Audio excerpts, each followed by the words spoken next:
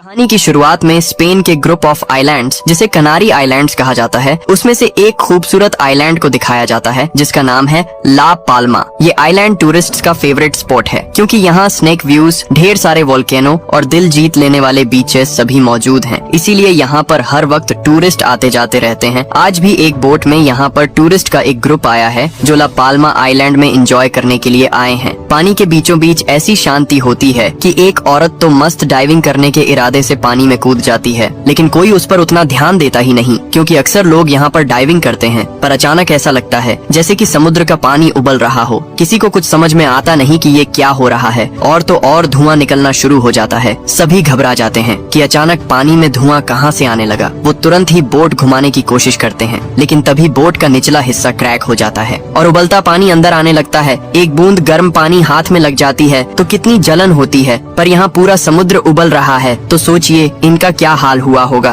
कुछ ही देर में सारे टूरिस्ट उबल जाते हैं और पानी में डूबकर घिनौने तरीके से मर जाते हैं। फिर हमें सीधा ला पाल्मा के एक होटल को दिखाया जाता है जहाँ एक कपल और उनके 2 बच्चे आए होते हैं। पति का नाम है फ्रेडरिक और पत्नी का नाम है जेनिफर। इनकी बेटी का नाम है सोफिया और बेटे का नाम बर्नार्ड। वो यहाँ पर क्रिसमस हॉलिडे एंजॉय करने के लिए आए हुए हैं और खास बात ये है कि ये परिवार हर साल यहाँ पर आता है और यहाँ की प्राकृतिक खूबसूरती को एंजॉय करके जाते हैं। इसी वजह से उस होटल के स्टाफ इनको बखूबी जानते हैं और इनका स्वागत बड़े अच्छे से करते हैं। इस बार तो वो कहते भी हैं कि सर आप हमारे रेगुलर कस्टमर बन चुके हैं, इसलिए इस साल हमने आपके लिए स्पेशल अरेंजमेंट किया हुआ है और वो भी नॉर्मल रूम के रेट पे। ये सुनकर वो बड़े खुश हो जाते हैं कि हर साल आने का कुछ तो फायदा हुआ। वो उस स्पेशल रूम की चाबी लेकर चले जाते हैं। रूम बहुत ही बढ़िया होता है। वो कमरे को देखने लगते हैं तो सोफिया को एक ईयर रिंग मिलता है। ये उस लड़की का ईयर रिंग है जो कहानी की शुरुआत में डाइविंग करने के लिए बोट से कूदी थी। उसी का रूम इनको दिया गया है। यहाँ से सीधे आइलैंड के जियोलॉजिकल इंस्टीट्यूट को दिखाते हैं जहाँ के स्टाफ इस आइलैंड में हो रही जियोलॉजिकल चेंजेस को मॉनिटर कर रहे होते हैं कि कहाँ पे ज्वालामुखी एक्टिव हो रहे हैं, कहाँ अर्थक्वेक होने वाला है। और ये है इस इंस्टीट्यूट की मेन जियोलॉजिस्ट जिसका नाम है मारिया। इन्हें न्यूज़पेपर्स के जरिए उस मिसिंग टूरिस्ट बोट का पता चलता है और न्यूज में छपा होता है कि वो एक एक्सीडेंट था जिसमें सारे टूरिस्टर्स मारे गए। पर इस इंस्टीट्यूट का हेड जिसका नाम है हेनरी, उसे लगता है कि ये महज एक्सीडेंट तो नहीं हो सकता था बल्कि जरूर कोई जियोलॉजिकल रीजन रहा होगा, यानी कि आइलैंड की धरती में कोई बदलाव आ रहा है और शायद ये किसी डिजास्टर की शुरुआत भी हो सकती है। इसीलिए वो मारिया और उसके कलीग क्लेटन को सारे ट्रांसमीटर्स का डाटा चेक करने को कहता है, लेकिन कुछ ट्रांसमीटर्स काम नहीं कर रहे थे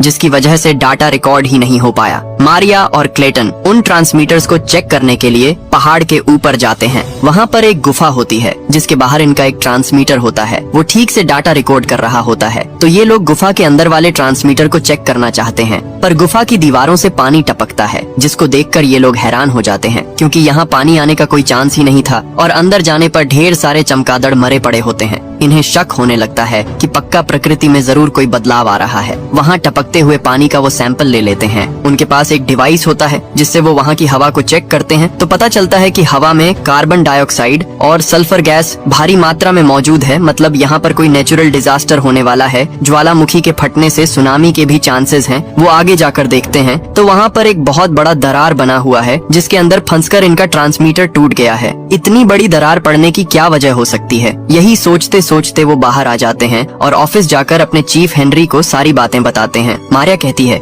कि मुझे तो सुनामी के आसार नजर आ रहे हैं, हमें आइलैंड के लोगों को वार्न कर देना चाहिए। पर हेनरी कहता है कि बिना ठोस प्रूफ और डाटा के हम यूं ही लोगों को यहाँ से नहीं भेज सकते, सभी हमें पागल कहेंगे और अगर कल कोई डिजास्टर नहीं हुआ तो थोड़ा और डेटा कलेक्ट करो जिससे ये साफ पता चले कि कोई डिजास्टर होने भी वाला है या फिर नहीं। और तब क्लेटन मारिया को बताता है कि 3 साल पहले कुछ इसी तरह के लक्षण नजर आए थे और तब हमने बिना किसी ठोस डाटा के लोगों को वार्न किया और सभी को आइलैंड से दूर भेज दिया, लेकिन बाद में ऐसा कोई डिजास्टर हुआ ही नहीं। इसीलिए हेनरी डर रहा है कि कहीं इस बार भी हमारा मजाक ना बन जाए, क्योंकि अगर इस बार भी हमारी वार्निंग्स गलत निकली तो लोगों का तो हम पर से भरोसा ही उठ जाएगा। इसलिए हमें प्रॉपर रिसर्च करके ठीक ठीक समझना होगा कि आखिर यहाँ पर क्या होने जा रहा है। मारिया को भी ये बात ठीक लगती है और वो घर आ जाती है और अपने सिस्टम पर ये चेक करती है कि अगर बाय चांस सुनामी आ भी गया तो किस तरह का नुकसान होगा और किस हद तक होगा। तब उसका छोटा भाई आता है जिसका नाम ब्रेड है और ये एक ड्राइवर है। वो बताता है कि आज डाइविंग के दौरान मैंने हजारों की तादाद में कछुओं को दूसरी जगह माइग्रेट करते देखा था, लेकिन इससे पहले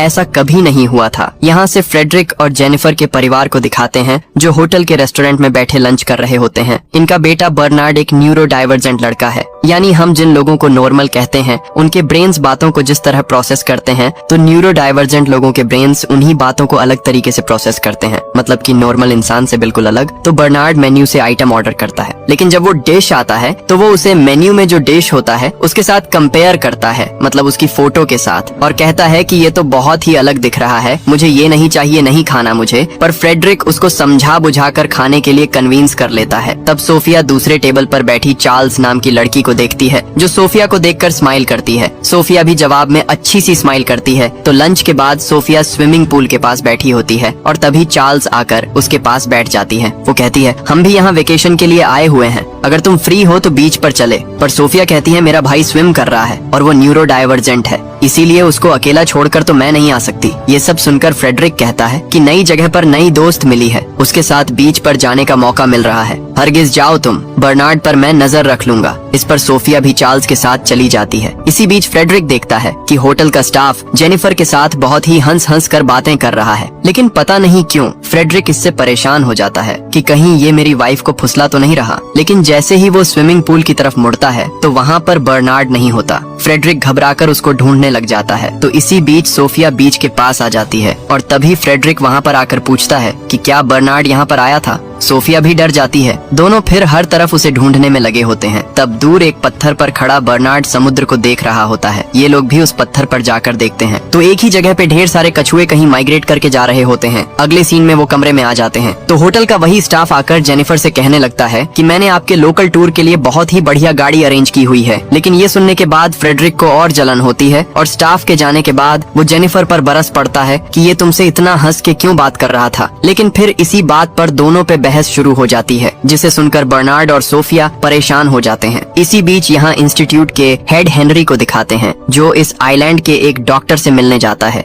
जो उसे कुछ लाशों की फोटो दिखाता है। ये उन लोगों की फोटोज हैं जो शुरुआत में समुद्र के बीच उस बोट के क्रैक होने से डूब कर मर गए थे। डॉक्टर बताता है कि वो लोग समुद्र में डूबने से नहीं मरे थे बल्कि उबलते पानी में जलकर मरे थे। मतलब मैं दावे के साथ कह सकता हूँ कि उस वक्त समुद्र का पानी उबल रहा था और फिर उनके शरीर में कई सारे टॉक्सिक गैसेस चले गए, इसी वजह से उनकी मौत हुई। ये कहने के बाद तो वो हेनरी को और भी कई अच्छी अच्छी डिटेल्स दिखाता है। ये सब जानकर हेनरी हो जाता है चौकन्ना और उसे शक होता है कि कहीं वाकई में सुनामी तो नहीं आने वाला। यहाँ मारिया और क्लेटन मिलकर उस गुफा से लिए गए पानी के सैंपल को टेस्ट कर रहे होते हैं। उन्हें पता चलता है कि उस पानी में मिनरल्स की मात्रा बहुत ही कम है और तो और पानी ऊपर से टपक रहा था, यानी वो दरार जिसमें इनका ट्रांसमीटर फंसा हुआ था वो दरार गुफा के ऊपरी हिस्से से शुरू हुई होगी। ये सारी चीज सोचने के बाद इनकी जांच करने के लिए दोनों फिर उस गुफा के पास जाते हैं और इनका शक बिल्कुल सही होता है क्योंकि गुफा के ऊपरी हिस्से में एक बहुत बड़ी दरार पड़ी हुई थी, यानी या तो यहाँ कोई ज्वालामुखी फटने वाला है या फिर और कोई नेचुरल डिजास्टर होने जा रहा है। फिर वो अपने इक्विपमेंट से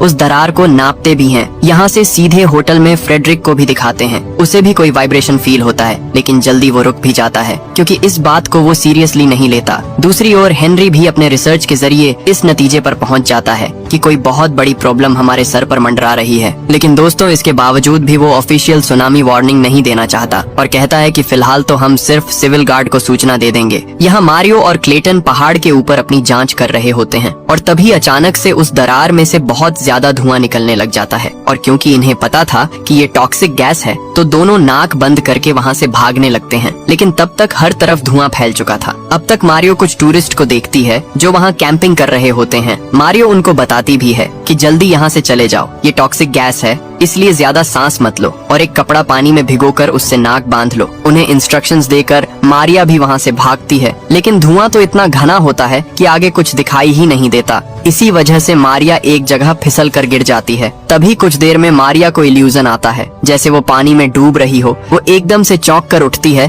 तो वो हॉस्पिटल में होती है। तब हेनरी उसे बताता है कि एंड वक्त पर हमने तुम्हें बचा लिया था, क्लेटन ने उस गैस को ज्यादा इनहेल कर लिया था इसलिए वो कोमा में है और तो और 2 टूरिस्ट भी मर गए। मारिया कहती है देखो मैंने तुम्हें पहले ही कह दिया था कि वार्निंग दे दो। खैर अब सबको सबूत मिल चुका है, तुरंत मेयर को इन्फॉर्मेशन दे दो। लेकिन हेनरी अब भी यही कहता है कि गैस सिर्फ उसी जगह पर फैला हुआ है और वो अपने आप ढल जाएगी, थोड़ा वेट कर लेते हैं। इसके बाद तो मारियो को इतना गुस्सा आता है और वो कहती है, क्या आप जानते हैं कि मेरी माँ सुनामी में मारी गई थी? आप जैसे सरकारी ऑफिसर ने अगर इस तरह के लक्षणों के बारे में पहले अनाउंस कर दिया होता तो शायद मेरी माँ आज जिंदा होती और उन जैसे कई लोग बच जाते। प्लीज अब की बार बाकी ऑफिसर को इन्फॉर्म कर दीजिए, लोगों के साथ इस तरह जान का खिलवाड़ मत कीजिए। मारिया बहुत रिक्वेस्ट करती है पर हेनरी आखिर तक अपनी बात पर अड़ा रहता है। फिर मारिया तुरंत अपने भाई ब्रेड को कॉल करती है। वो कहता है कि मैं समुद्र के बीच में हूँ और डाइविंग कर रहा हूँ। मारिया उसे सब समझाती है और कहती है कि डाइविंग मत करो और तुरंत घर चले जाओ। ब्रेड भी उसकी बात को समझ जाता है और तट पे आ जाता है। यहाँ से सोफिया और चार्ल्स को दिखाते हैं जो बीच पर बैठे बातें कर रहे होते हैं। तब एक लड़का चार्ल्स को बुलाता है और उससे बातें करने लगता है। ये देखने के बाद सोफिया चार्ल्स के बारे में थोड़ा पजेसिव हो जाती है और तब हमें पता चलता है कि वो गे है और चार्ल्स से प्यार करने लगी है। यहाँ जेनिफर और फ्रेडरिक के बीच सुलह हो जाती है। अब दोनों पहाड़ पर जाकर वहाँ का नजारा एंजॉय करने का प्लान बनाते हैं, लेकिन तब एक आदमी बताता है कि वहाँ मत जाइए, सुना है कोई खतरनाक गैस निकल रहा है वहाँ, और उस गैस को ब्रीथ करने से 2 टूरिस्ट लोगों की जान चली गई।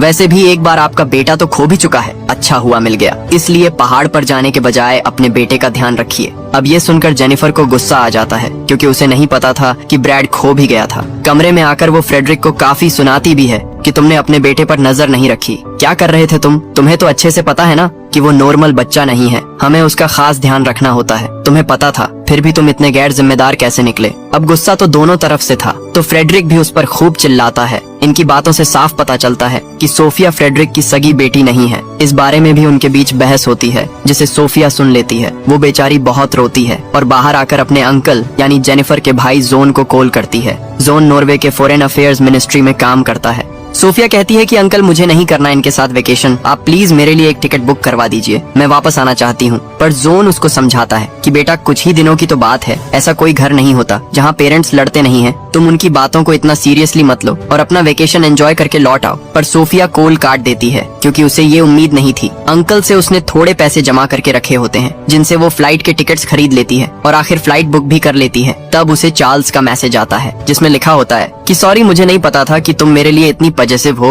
वो लड़का मेरा बॉयफ्रेंड नहीं सिर्फ फ्रेंड है। यहाँ से सीधे ला पाल्मा के मेयर ऑफिस को दिखाते हैं जहाँ मारिया और हेनरी मेयर को अपने रिसेंटली फाइंडिंग्स के बारे में बताते हैं। लेकिन वो कहती है अगर ये फॉल्स अलार्म निकला तो बहुत सारे लोगों का खामखा नुकसान हो जाएगा, इसलिए सोच समझ कर बताओ, क्या तुम्हें लगता है कि सच में सुनामी आने जा रही है? हेनरी तो पूरे यकीन के साथ कहता है कि हमारी स्टडीज और रिसर्च तो यही बता रहे हैं, अगर जल्दी से जल्दी लोगों को यहाँ से निकाला नहीं गया तो बहुत बड़ा नुकसान होगा। अगले सीन में मारिया और हेनरी ऑफिस आते हैं तो उन्हें पता चलता है कि इस नेचुरल डिजास्टर के 3 स्टेजेस होंगे। पहले तो ज्वालामुखी फटेगा, अगला स्टेज ये होगा कि ज्वालामुखी से राख का घना धुआं निकलेगा और आखिर में उबलता लावा बाहर आएगा। और तो और उस पहाड़ पर जो दरार पड़ी थी वो तेजी से बढ़ भी रही है, किसी भी वक्त उसमें से लावा बाहर निकल सकता है। अब हेनरी कहता है कि तुरंत एयरपोर्ट अथॉरिटीज को इन्फॉर्म करो कि कोई भी प्लेन टेक ऑफ ना करें। लेकिन तब तक बहुत देर हो चुकी थी क्योंकि ज्वालामुखी फट चुका था और राख का घना धुआं बाहर निकलने लग जाता है। ये देखने के बाद तो टूरिस्ट लोग घबरा जाते हैं। फ्रेडरिक भी टेंशन में होता है,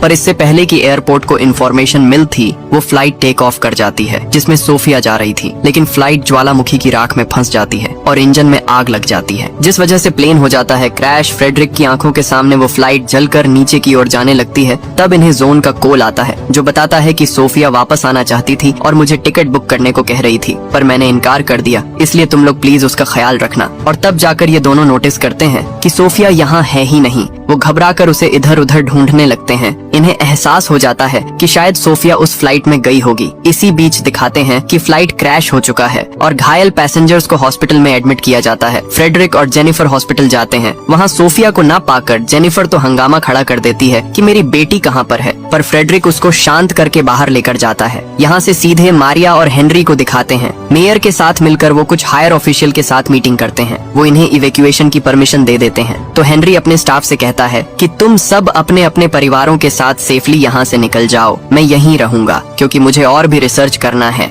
मारिया समझ जाती है कि हेनरी तो नहीं आने वाला और वो इंस्टीट्यूट से निकल जाती है। घर आकर वो ब्रेड को कॉल करती है लेकिन वो कॉल नहीं उठाता। यहाँ फ्रेडरिक और जेनिफर उस फ्लाइट के पैसेंजर्स लिस्ट को चेक करती है लेकिन सोफिया का नाम लिस्ट में होता ही नहीं। तब जाकर इनको राहत मिलती है, मतलब सोफिया उस फ्लाइट में गई ही नहीं थी। दोनों टेंशन में घर आते हैं तो सोफिया वहाँ बैठी होती है। उसको देखकर दोनों उसे गले लगा लेते हैं। बहुत इमोशनल होते हैं दोनों और कहते हैं कि बेटा आइंदा तुम्हारा दिल कभी नहीं दुखाएंगे हम। पर प्लीज कभी इस कदर हमें छोड़कर मत जाना। उस रात सोफिया स्विमिंग पूल के पास बैठी होती है और तब चार्ल्स वहाँ पर आती है। सोफिया कहती है कि तुम्हारे मैसेज की वजह से ही मैं जिंदा हूँ। अगर तुमने वो मैसेज नहीं किया होता तो शायद मैं अभी फ्लाइट में चली जाती और जिंदा नहीं बचती। चार्ल्स भी इमोशनल हो जाती है और यहाँ पर दोनों किस कर लेते हैं। यहाँ मारिया को पता